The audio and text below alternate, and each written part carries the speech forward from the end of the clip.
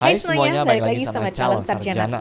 Pernah gak sih kalian ngerasa ketagihan main game seharian full gitu 24 jam? Ya sekarang coba bayangin deh, ada orang yang main 50 jam non-stop teman-teman. Dia nggak tidur, dia nggak makan, dan cuma ditemenin sama cahaya monitor doang. Itu bukan sekedar ketagihan, itu adalah rekor pribadi yang sayangnya berujung di keranda. Di video kali ini kita akan membahas tragedi-tragedi paling mengerikan yang pernah menimpa para gamers.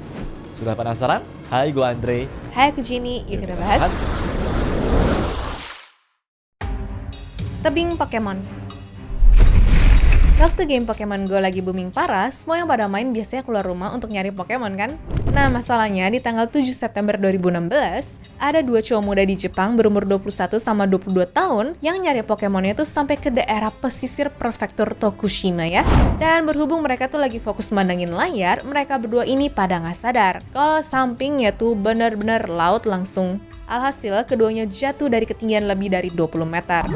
Salah satu cowok itu selamat dengan luka parah, tapi yang satunya meninggal gak lama setelah dibawa ke rumah sakit. Kasus ini katanya langsung jadi berita gede banget di sana, di mana pemerintah Jepang pun langsung ngingetin semua gamer untuk lebih berhati-hati kalau main di luar rumah. Aduh, kirain kecanduan main game di dalam rumah aja udah bahaya ya. Ternyata kalau mereka keluar malah lebih bahaya lagi gak sih? Swatting Call of Duty. Main game sembari ada uang sampingannya karena memang bikin lebih seru ya. Tapi siapa sih yang nyangka gara-gara taruhan Call of Duty cuma 1,5 dolar tuh teman-teman, atau sekitar 24.000 rupiah kali ya, malah bikin tragedi maut seperti ini terjadi coba. Bener-bener konyol banget sih menurut gue. Jadi ceritanya di tanggal 28 Desember 2017 lalu, gamer bernama Casey Viner lagi kesel banget tuh teman-teman, sampai nyuruh orang lain buat swatting lawannya coba. Nah, buat kalian yang nggak tahu, swatting itu tuh kayak ngeprank polisi gitu teman-teman, dengan laporan palsu yang bikin mereka tuh datang lengkap pakai senjata seolah-olah ada situasi darurat. Nah, kebetulan yang dipanggil buat swatting itu adalah pemain bernama Tyler Barris. Di sini dia nelfon 911 dari Los Angeles tuh buat bilang ada penyanderaan di Wichita, Kansas ya. Nah, masalahnya juga alamat yang dia kasih itu ternyata salah, bukanlah musuh darinya si Casey tadi. Alamat tersebut adalah milik Andrew Vince, di mana pria berusia 28 tahun itu nggak ada hubungannya sama sekali dengan game COD. Nah, begitu polisi ngepung si Andrew Finch ini, terus ngegedor pintunya dan juga ngarahin senjata persis ke depan mukanya juga, seorang polisi di sana tiba-tiba menembaknya hingga tewas di depan keluarganya. Pada akhirnya Barris, siswa ternyata itu teman-teman divonis 20 tahun penjara, sedangkan Viner yang nyuruhnya juga tuh dapat hukuman pula. Kasus ini jelaslah langsung mengguncang dunia gaming karena cuma gara-gara konflik kecil doang, ujung-ujungnya bisa bikin nyawa orang gak bersalah hilang begitu aja ya. Sengatan listrik Pokemon Go. Lagi-lagi Pokemon Go nih teman-teman. Jadi ceritanya kali ini tuh ada bocah berusia 12 tahun yang lagi main Pokemon Go bareng teman-temannya di Filipina. Nah, di tanggal 9 Juli 2017, mereka tuh lagi hunting Pokemon sampai ke area konstruksi gitu ya. Kebetulan dia juga sampai naik ke kerangka besi yang posisinya tuh deket banget sama kabel listrik di bagian atas. Dan tragisnya dalam sekejap waktu dia kehilangan keseimbangan, si bocah ini malah refleks megang kabel itu. Berhubung kabelnya tuh aktif, dirinya pun langsung jatuh dan meninggal di tempat. Aduh, benar-benar sedih banget gak sih? Soalnya mau seseru apapun game yang kalian mainin nih, tetap nyawa lebih penting ya. Jadi kalau main di luar rumah, minimal banget sih mesti lihat kiri kanan terus ya teman-teman. Insiden Stark. Kirain mah kalau udah berusia 28 tahun harusnya bisa main game sambil mikirin diri sendiri juga kan? Tapi nyatanya umur tuh nggak jadi jaminan teman-teman. Jadi ceritanya tanggal 5 Agustus 2005 lalu ada pria bernama Lee Sung Sop yang masuk ke warnet tuh, lalu pesan soda dan mulai main sebuah game StarCraft. Yang awalnya cuma main berjam-jam buat ngelupain masalah cintanya yang baru putus dan juga baru dipecat sama pihak kantornya, kemudian meningkat lah tuh sampai berujung menjadi 2 hari lebih. Selama itu dia cuma pindah dari kursi ke toilet dan juga balik lagi ke depan keyboard sembari nggak peduliin manajer warnet yang sudah nyuruh dia untuk berhenti. Bahkan di sini tuh mungkin gara-gara stres dan juga galau kali ya, dia cuma minum air sedikit dan nggak makan serta tidur sama sekali. Dan pada akhirnya di hari ketiga menjelang pagi, dirinya jatuh tuh teman-teman dari kursi serta dia diagnosa meninggal karena henti jantungnya yang dipicu kelelahan ekstrim, dehidrasi parah, serta pembekuan darah akibat kelamaan duduk.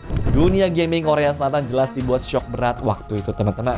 Makanya dari sini ingat ya, maraton gaming tanpa istirahat yang cukup tuh bisa membunuh loh. Jadi bukan cuma bikin kalian tuh kalah di game doang, tapi kalian juga bisa kalah di kehidupan nyata. Paham ya teman-teman? Insiden kereta PUBG.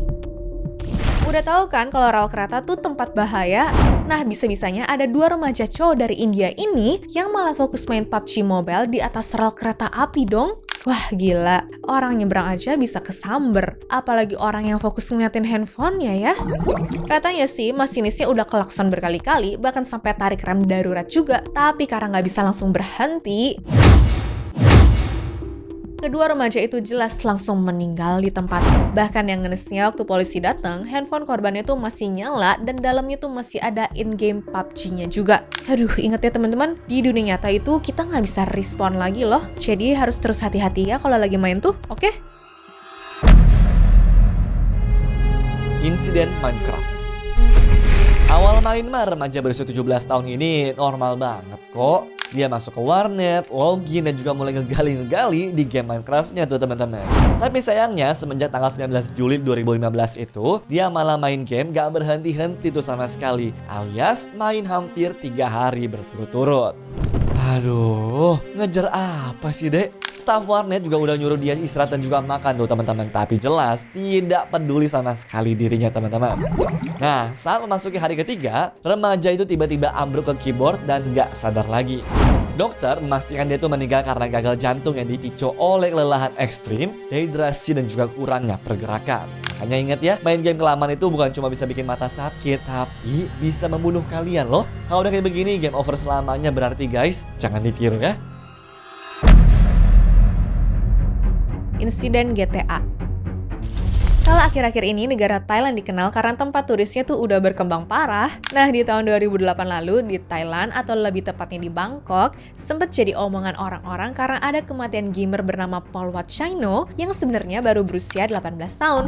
Jadi ceritanya di tanggal 3 Agustusnya, Paul Watt yang emang udah terobsesi sama game GTA malah nyoba untuk manggil taksi, ngobrol sama supir, dan waktu nyampe tujuan bukannya bayar tapi malah narik pisau. Sang supir yang berusia 54 tahun itu tentunya nggak expect apa-apa dan nggak bisa ngelawan ya waktu diserang berkali-kali sampai meninggal. Yang lebih gilanya lagi, Paul Watt nyeret tubuh pak supirnya dari mobil dan berusaha kabur pakai taksinya macam lagi main GTA juga. Gila kan? Waktu ditangkap pun, Paul Watt mengaku terobsesi dengan Grand Theft Auto dan pengen tahu rasanya mencuri mobil di kehidupan nyata tuh gimana.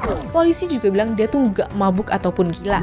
Dan akibatnya dia divonis penjara seumur hidup, serta kasus ini jadi headline dunia yang membuat otoritas Thailand pun menarik game GTA dari pasaran karena khawatir game itu bisa menularkan kekerasannya ya. Momen ini jadi salah satu kasus pembunuhan pertama yang dikaitkan langsung dengan pengaruh game ya teman-teman. Insiden GTA Vice City. Bukan cuma karena kecelakaan ataupun kelalaian, tapi remaja berusia 18 tahun bernama Devin Moore ini ceritanya berusaha mencuri mobil di tanggal 7 Juni 2003 lalu, di mana dia langsung ditangkap sama polisi tuh. Nah, yang aneh, Devin tuh kelihatan tenang banget teman-teman. Dan setelah beberapa menit waktu dirinya itu lagi diproses, dia mendadak mengambil pistolnya Pak Arnold Strickland. Bahkan belum sempat polisinya bereaksi apa-apa, Pak Arnold pun juga langsung ditembak di kepala. Gak cuma itu aja teman-teman, 2 petugas lainnya yaitu si James Cram dan juga Leslie Miller yang nyamperin pun ikut ditembak. Gila, kalau dipikir-pikir ini kayak misi awalnya GTA Vice City kan? Apalagi setelah nembak 3 polisi tuh, dia masih berusaha kabur pakai mobil patroli curian coba. Selama 1 jam, setengahnya hampir semua petugas di daerah itu berusaha mengejar si Devin ini, sampai akhirnya dia berhenti dan juga menyerah untuk ditangkap kembali.